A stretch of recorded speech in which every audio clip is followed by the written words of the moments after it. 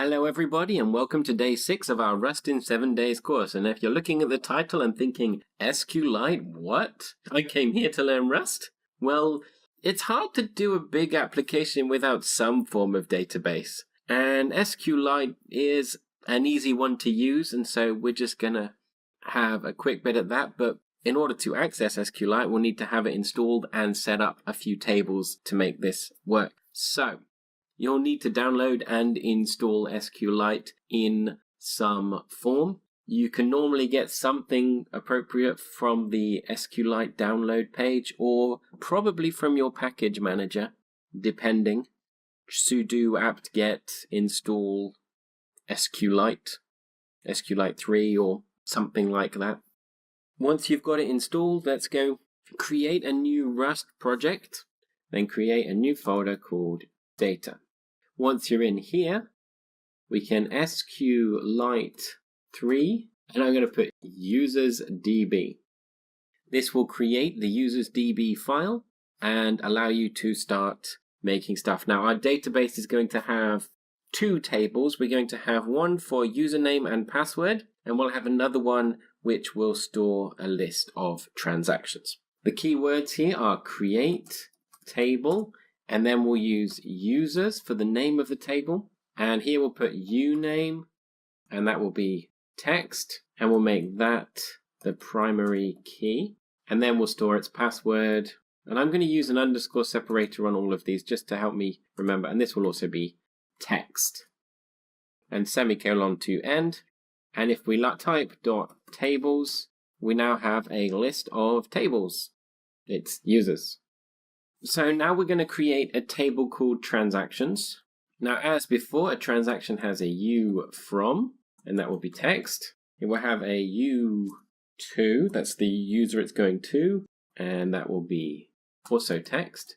It will have, we'll call it tdate for transaction date, an integer. We'll go for the number of seconds since the beginning of Unix. And finally, we will need a transaction amount, so it's T amount, like so. And that needs to be text. And then we need to declare our key. And since our key is using multiple names, we can do that here. Our primary key will be U from combined with T date. So no user can send more than one transaction at the same time.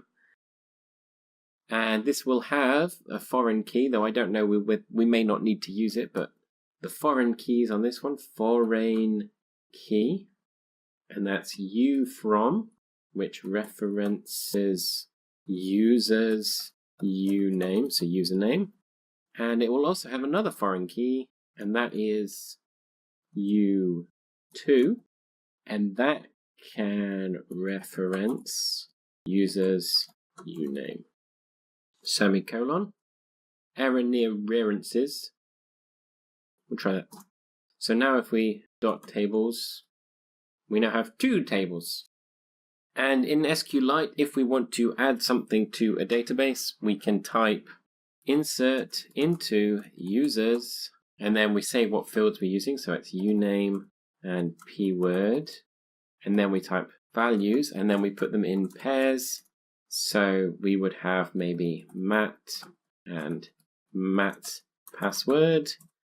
And obviously, this is bad. Do not store plain text passwords properly.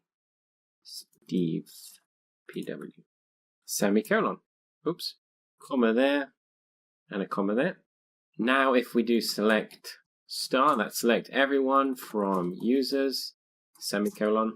We have Matt, Matt's password, Dave, Dave's password, and Steve, Steve's password. So that's how we can add users to our database. And we'll insert a transaction too. So insert, and the values will be Dave, Matt, and we can use the phrase date, time, now, which is an SQL key function thing. And for the amount, we'll just put 50 monies and semicolon. So select star from transactions, semicolon, Dave paid Matt or at 12:10 on the 26th of October and £50 or 50 monies. But since we don't actually want to have our users in this table or this exact transaction, we will now just quickly delete from transactions and delete from users. And now if we select star from users, and it's empty. And we can Control D to quit this, or just end the input. And if we ls here, we have a users database, and if we cat users.database, it just tells us what tables we have inside with some organization.